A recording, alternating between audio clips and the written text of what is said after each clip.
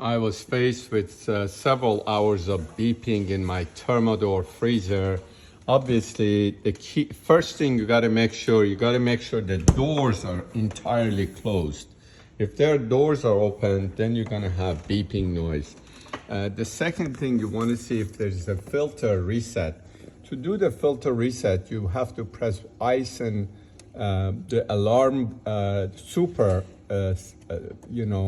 button together for 3 seconds. Sometimes you have, if that doesn't work, press the alarm button for 3 seconds. And do the same thing for the fridge as well. The same trick.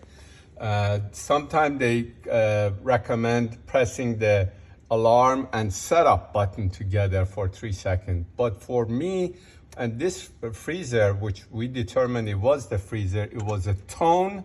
You have to toggle to tone and turn it off.